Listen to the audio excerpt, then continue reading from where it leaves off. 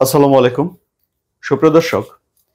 ইরানে ইসরায়েল এত বড় একটা হামলা করলো, 200 যুদ্ধ বিমান দিয়ে অ্যাটাক করলো এবং এত ক্ষয়ক্ষতি করলো, কিন্তু ইরানের আকাশ প্রতিরক্ষা ব্যবস্থা কি করলো এবং ইরান তা কেন প্রতিরোধ করতে পারল না?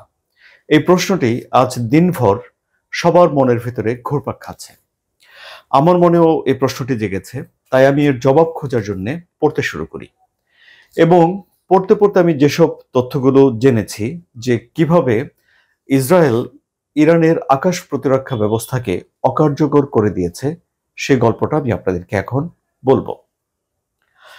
এই যে আক্রমণ যেটি করেছে ইসরায়েল, এই আক্রমণটি ঠিক একদিনের বা দুদিনের পরিকল্পনা নয়।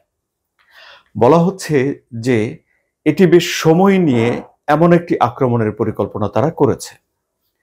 কিন্তু আবার যে সময়টা আক্রমণের জন্য বেছে নিয়েছে, সে সময়টা একটু হিসাব করে আপনারা দেখতে পারেন, যেটি ডোনাল্ড ট্রাম্প তার সামাজিক যোগাযোগ মাধ্যমে উল্লেখ করেছে। 12 এপ্রিল ইরানের পারমাণবিক কর্মসূচি নিয়ে যুক্তরাষ্ট্রের সঙ্গে ইরানের আলাপ আলোচনা শুরু হয়। ডোনাল্ড ট্রাম্প একটা চিঠি দিয়েছিলেন ইরানের সর্বোচ্চ আধ্যাত্মিক ধর্মীয় নেতা আয়তুল্লাহ আলী খামেনিকে, যেখানে বলা হয়েছিল যে 2 মাসের মধ্যে যুক্তরাষ্ট্রের সঙ্গে ইরানকে একটা চুক্তিতে যেতে না হলে যুক্তরাষ্ট্র ইরানে আক্রমণ করবে। এখন হিসাব মিলিয়ে দেখুন সুপ্রিয় দর্শক, 61তম দিনে এসে ইসরায়েল ইরানে এই ভয়াবহ আক্রমণ করল। এই আক্রমণটি পরিচালনা করেছে ইসরায়েলের ডিফেন্স মিনিস্ট্রি এবং তাদের গোয়েন্দা সংস্থা মোসাদ। গোয়েন্দা সংস্থা মোসাদ কাজ করেছে ইরানের ভেতরে গিয়ে এবং ডিফেন্স মিনিস্ট্রি কাজ করেছে বাইরে থেকে, এবং দুই জায়গাতেই তারা অনেকগুলো কৌশল নিয়েছে। তাদের একটি কৌশল ছিল যে সঠিক তথ্যটি কাউকে জানাতে না দেয়া এবং নানা রকম তথ্য দিয়ে আসল তথ্যটাকে গোপন করে রাখা।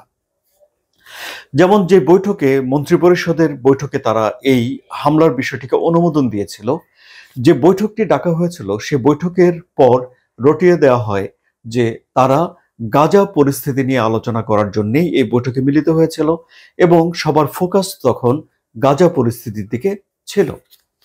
এবং এই বৈঠকে মন্ত্রিপরিষদের সবাই এই আক্রমণের ব্যাপারে একমত হয়েছে এবং সবাই গোপনীয়তার শপথ নিয়েছে, মানে একটা গোপনীয়তার চুক্তি সই করেছিল যে যা যা আলোচনা হচ্ছে এবং যে পরিকল্পনা করা হচ্ছে এসব বিষয়ে কেউ কোথাও কোনো তথ্য ছড়িয়ে দেবে না। সুপ্রিয় দর্শক, আপনাদের মনে আছে নিশ্চয়ই যে টাইমস অফ ইসরায়েলের একটা খবর ছাপা হয়েছিল, যেখানে বলা হয়েছিল যে ডোনাল্ড ট্রাম্পের সঙ্গে বেনিয়ামিন নেতানিয়াহুর 40 মিনিট ফোনে কথোপকথন হয়েছে এবং তাদের ভেতরে বেশ উত্তপ্ত বাক্য বিনিময় হয়েছে। অর্থাৎ ইরানে আক্রমণ বিষয়ে ডোনাল্ড ট্রাম্পের সঙ্গে বেনিয়ামিন নেতানিয়াহুর এই যে মতবিরোধ হয়েছিল, এখন বলা হচ্ছে ইসরায়েলের তরফ থেকে এই খবরটি আসলে ভুয়া ছিল এবং জেনে বুঝে ইসরায়েলের তরফ থেকে এই খবরের কোনো রকম প্রতিবাদ করা হয়নি। অর্থাৎ তারাও চেয়েছে যে এই খবরগুলো নিয়ে মানুষজন ব্যস্ত থাকুক, তারা তাদের পরিকল্পনা অনুযায়ী যেন আক্রমণটা চালিয়ে যেতে পারে। এখন এই আক্রমণের মূল পরিকল্পনা ইসরায়েলের 3জন মানুষ জানতেন। একজন হলেন সে দেশের প্রধানমন্ত্রী বেনিয়ামিন নেতানিয়াহু, দ্বিতীয়জন হলেন মোসাদের প্রধান ডেভিড বার্নিয়া এবং তৃতীয়জন হলেন সে দেশের কৌশলগত বিষয়ক মন্ত্রী রন ডারমার। এই 3জন পুরো বিষয়টি জানতেন। এখন মোসাদ কি করেছে? মোসাদ আগেই ইরানের ভেতরে অবস্থান নিয়েছে। কিভাবে? তারা সেখানে একটা ড্রোন তৈরির একটা কারখানা তৈরি করে ফেলেছে।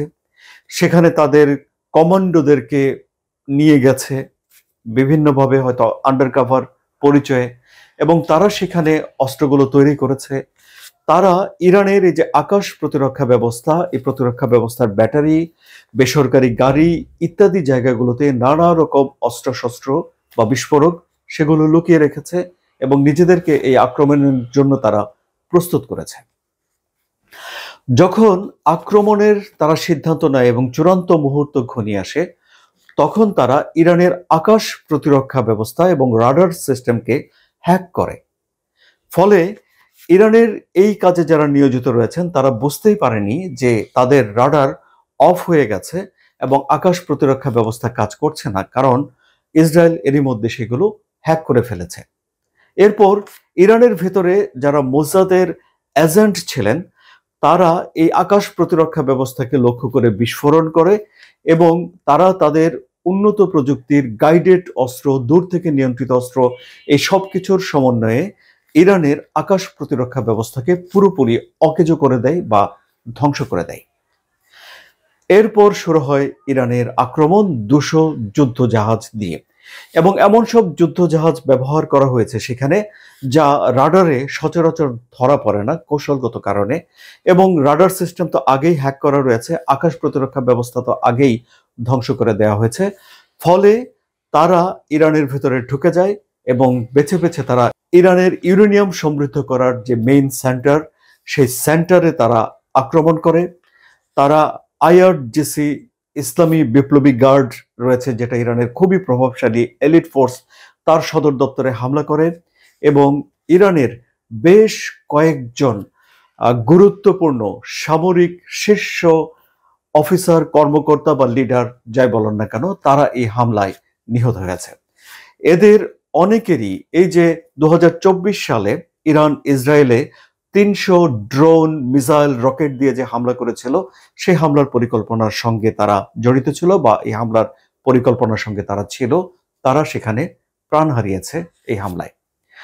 এবং এখন বলা হচ্ছে যে অন্তত 6 জন পরমাণু বিজ্ঞানী এই হামলায় প্রাণ হারিয়েছে। এই যে হামলাটি চালানো হয়েছে, এতে করে মোসাদ যে পার্টটুকু ইরানের ভিতরে পরিচালনা করেছে তা ইরানের নিরাপত্তা বাহিনীর চোখের সামনেই বা ইরানের যারা আইন শৃঙ্খলা রক্ষা করে তাদের অফিসের আশেপাশে থেকেই, তাদের চোখের সামনে থেকেই ইরানের মানুষজনকে ফাঁকি দিয়ে তারা এই কাজটি চালিয়ে গেছে বলে বিশ্লেষকরা বলছেন।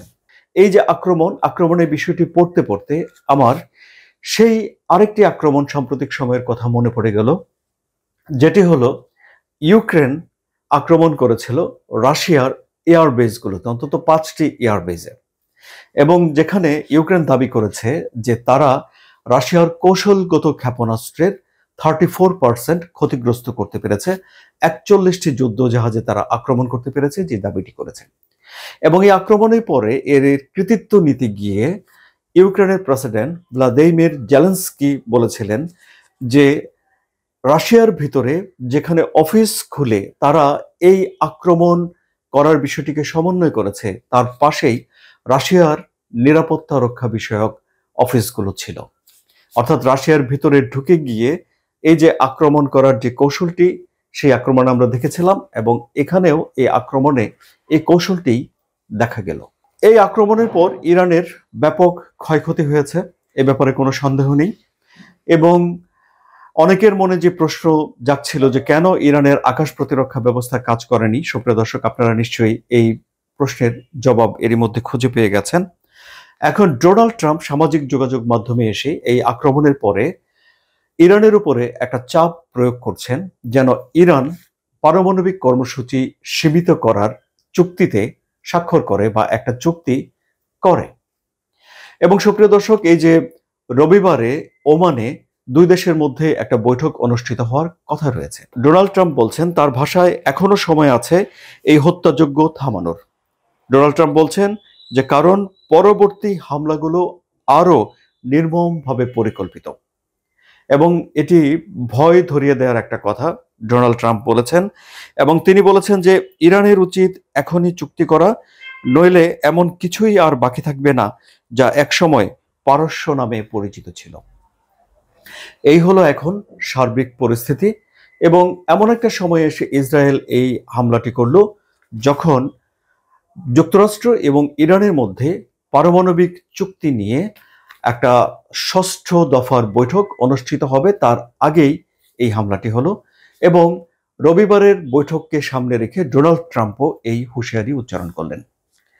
এখন সুপ্রিয় দর্শক, আপনাদের কি মনে হচ্ছে, ইরান কি এখন ডোনাল্ড ট্রাম্পের নতুন এই আহ্বানে সাড়া দিয়ে চুক্তি করবে? আপনাদের মতামত কমেন্টে জানান। আলোচনা যদি ভালো লাগে তাহলে সাবস্ক্রাইব করে চ্যানেলের সঙ্গে থাকুন।